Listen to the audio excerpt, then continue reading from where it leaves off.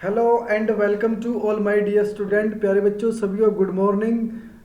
हम पढ़ रहे थे प्रोजेक्टाइल मोशन और हम अब समाप्ति की ओर चलेंगे। मैक्सिमम 2 लेक्चर या 3 लेक्चर मैक्सिमम होंगे प्रोजेक्टाइल मोशन के। और अभी जो लास्ट लेक्चर जो हमने डिस्कस किया था उसमें कहा था कि जो आपका जो टावर के ऊपर से जो प्रोजेक्शन था ना, टावर के ऊपर से जो प्रोजेक्शन था उसमें हमने रेंज के बारे में बात की थी। हॉरिजेंट देखो यहाँ पर आपके सामने दिखी भी रहा है आपने कि यहाँ पर क्या है, देखो हॉरिजेंटल डायरेक्शन है। जैसे कि आपने कहा ही भाई ये टावर था, ठीक है, यहाँ से आप प्रोजेक्शन कर रहे थे।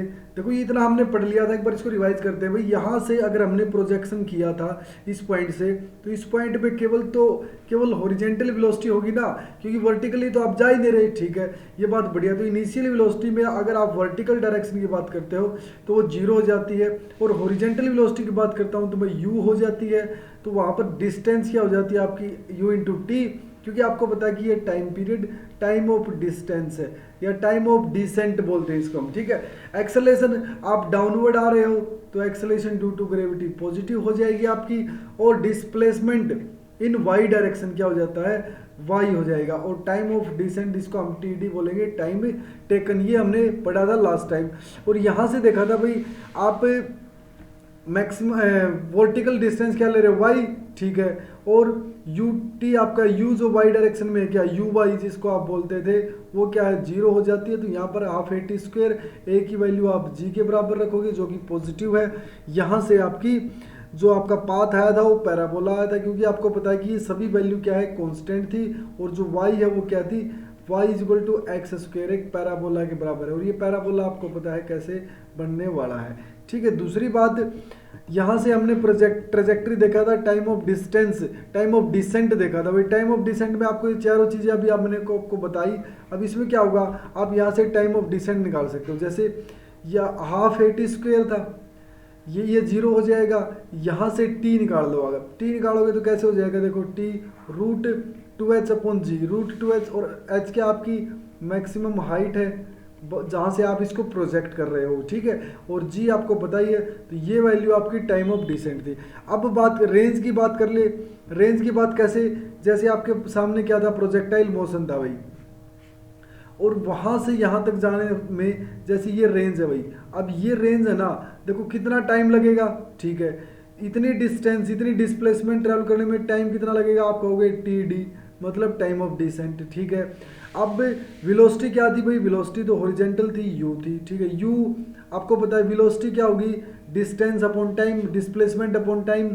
अब डिस्प्लेसमेंट क्या था आपका, आर अपॉन टी डी, वही आपका u इंटू टी डी, और यहाँ से आपकी टी डी की वैल्यू रूट 2h अपॉन जी निकाल के आई थी। तो यहाँ तक रेंज, मैक्सिमम हाइट आपको पता ही होती है कि कहाँ से आप प्रोजेक्ट कर रहे हो। अब बच गया केवल आपका वेलोसिटी, टावर से वेलोसिटी निकालो, ठीक है। और फिर एक टॉपिक और बचेगा आपका मोशन इन इंक्लाइंड प्लेन, जो आपका जो प्रोजेक्टाइल इन इंक्लाइंड प्लेन। अब वेलोसिटी निकालते हैं भाई।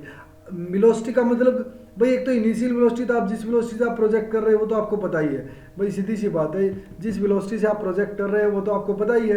दूसरी बात, अब बीच में कोई वेलोसिटी होगी, ठीक है, v वेलोसिटी होगी। अब उसके v वेलोसिटी के एक x कंपोनेंट एक y कंपोनेंट, ठीक है, एक x कंपोनेंट एक y कंपोनेंट।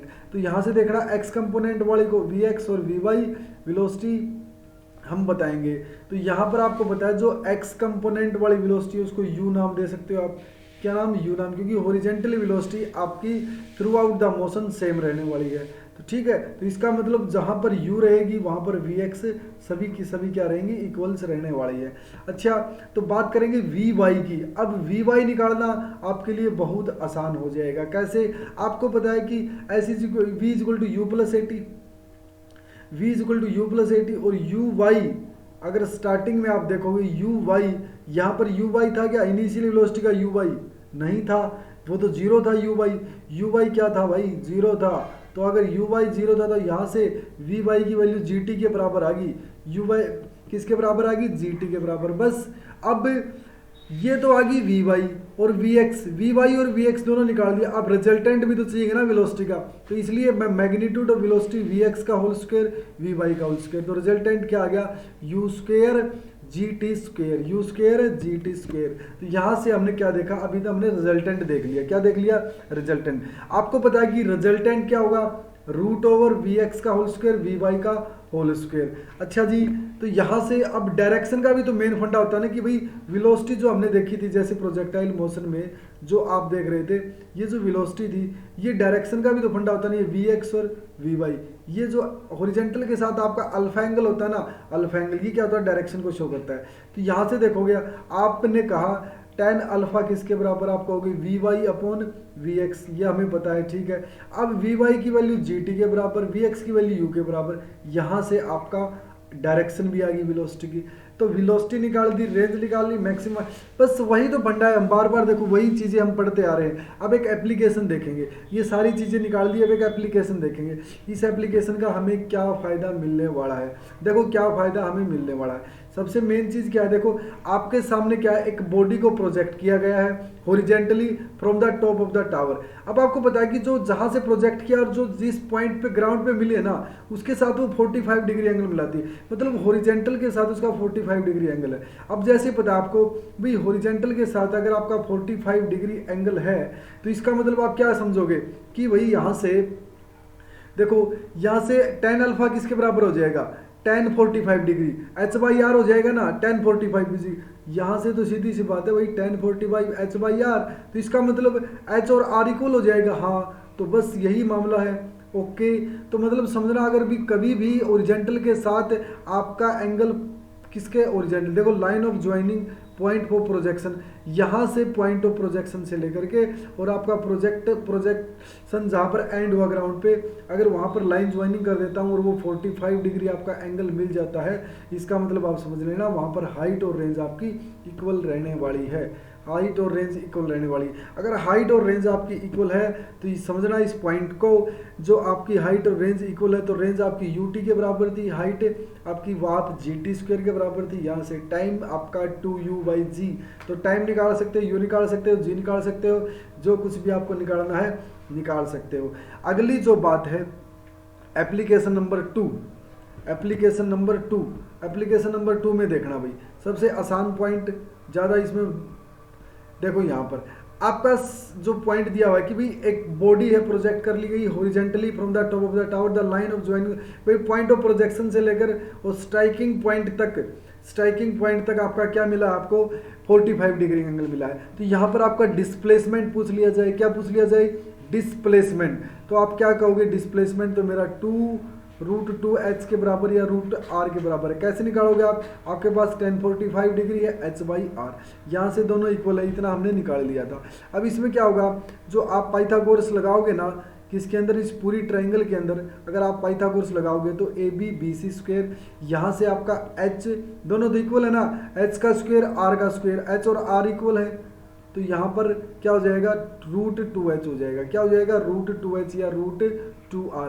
यहाँ से अगर आपको h गिवन है तो आप डिस्प्लेसमेंट, r गिवन है तब भी आप डिस्प्लेसमेंट, अगर r गिवन है तो r आप निकालो ut से, u गिवन है, टाइम गिवन है तब भी आप r रेंज निकाल सकते हो, डिस्प्लेसमेंट आप निकाल सकते हो। एक प्रॉब्लम है, इस प्रॉब्लम को देखते हैं क्या गिवन दिया हुआ है इसके अंदर। देखो मेन इंपॉर्टेंट फंडा यही है कि भाई आपके पास एक पार्टिकल दिया हुआ है, क्या दिया हुआ है आपके पास, एक पार्टिकल दिया हुआ है जो कि हॉरिजॉन्टली प्रोजेक्ट किया गया है किसी वेलोसिटी u के साथ, और सबसे पता है आपको भाई top of the inclined plane, यहाँ पर top of the inclined plane सबसे पहले जो आपने टॉप के ऊपर से क्या करा, प्रोजेक्ट किया गया है, थीटा एंगल लिया है आपके सामने, और how far from the point of projection will be the particle strike the plane, और सबसे मेन चीज़ क्या इसमें आपने हाउ फार मतलब आपको रेंज निकालनी है, क्या निकालनी है इसके अंदर, आपने रेंज निकालनी है। अब रेंज कैसे निकालोगे, आपको पता है कि भाई रेंज कैसे निकालोगे, सबसे पहले डायग्राम देखते हैं भाई, सबसे पहले क्या डायग्राम देखते हैं। इस डायग्राम में देखो जो आपका पॉइंट ऑफ प्रोजेक्शन था, क्या था, पॉइंट ऑफ प्रोजेक्शन, और उसके साथ साथ आपका जो स्ट्राइकिंग था, दोनों के दोनों क्या होंगे, मतलब एक लाइन को ज्वाइन करेंगे और उनके बीच में जो एंगल रहेगा वो थीटा रहेगा। अब tan थीटा किसके बराबर, y/x के बराबर, और r की वैल्यू क्या हो जाएगी, रेंज की वैल्यू x² प्लस y², यहाँ से x² और y की वैल्यू आप tan थीटा की फॉर्म में लिख सकते हो, 1 + tan थीटा सीकेंड थीटा के बराबर हो जाएगा। और यहाँ से अब सिंपल जो आपके वैल्यू जो मिली, आपके r की वैल्यू मिल गई आपको, x को सीकेंड थीटा, अब x की वैल्यू यहाँ पर क्या है, ut के बराबर है, यहाँ आप x रख सकते हो और y भी निकाल सकते हो, y/x भी निकाल सकते हो, जो मर्जी आपको दिया मिले वो आप यहीं से निकाल सकते हो। देखो यहाँ पर tan थीटा जो आएगा आपका GT/2u, और टाइम भी निकाल सकते हो यहाँ पर। आपको जो भी रिजल्ट आपके सामने, क्योंकि आपको क्या है, कंप्लीट प्रोजेक्टाइल मोशन अगर आपको पता ही चल गया ना, तो जहाँ जहाँ भी आपको ब्रेक करना है उन पॉइंट्स को आप कॉमनली आप ले सकते हो। यहाँ से आप रेंज भी निकाल सकते हो। क्या रेंज भी, देखो आपको पता है ना, x की value x into secant theta था, अब x की वैल्यू ut और ये वैल्यू x की ये हो जाएगी, तो यहाँ से आपकी जो रेंज हो जाएगी क्या हो जाएगी, देखो 2u² by g tan theta और सीकेंड थीटा, ये वैल्यू आपकी रेंज की हो जाएगी। ठीक है, यहाँ से देखना। तो इम्पोर्टेंट पॉइंट भाई, आपको प्रोजेक्टाइल मोशन दिया हो या आपको ना दिया हो, ये मतलब, और प्रोजेक्टाइल मोशन भी आपको मैक्सिमम हाइट से अगर आपको देना हो तो आप यहाँ से आसानी से वैल्यूज़ को निकाल सकते हो। ये इंपॉर्टेंट पॉइंट आपके लिए रहने वाला है। ठीक है, दूसरी बात, अगला जो हमारा जो टॉपिक होगा वो क्या होगा, आपका जो प्रोजेक्टाइल मोशन होगा वो इंक्लाइंड सरफेस पे होगा। किस पे होगा, इंक्लाइंड सरफेस के ऊपर। ध्यान रखना, जो आपका मोशन होगा वो इंक्लाइंड सरफेस पे होगा। किसके ऊपर, इंक्लाइंड सरफेस के ऊपर। नेक्स्ट, और मैक्सिमम आपके अभी 2 लेक्चर बचेंगे बस, मैक्सिमम प्रोजेक्टाइल मोशन के अंदर 2 लेक्चर आपके पेंडिंग रहेंगे। हमने अभी तक मैक्सिमम हाइट से प्रोजेक्शन देखा, और उसके साथ साथ हमने क्या देखा, इन प्लेन से, मतलब नीचे से ग्राउंड से देखा, और दोनों केसेस में हमने range, time period, time of ascent, time of descent, सभी की सभी वैल्यू हमने निकाली यहाँ पर। अब कुछ प्रॉब्लम्स भी हमने साथ साथ देखी, कुछ हमने एप्लीकेशन भी साथ साथ देखी। तो प्यारे बच्चों, ये इंपॉर्टेंट टॉपिक था आपके लिए, और अगला टॉपिक होगा बहुत बहुत इंपॉर्टेंट होगा और इंटरेस्टिंग भी होगा, motion on an inclined plane, motion on an inclined plane. और अगर किसी बच्चे ने अभी तक चैनल को सब्सक्राइब नहीं किया है तो चैनल को सब्सक्राइब कर लो भाई, क्योंकि आने वाली वीडियोस की नोटिफिकेशन आपको क्या रही, मिलती रहे। और मिलते हैं नेक्स्ट लेक्चर के अंदर, तब तक के लिए बहुत बहुत धन्यवाद। Thank you so much.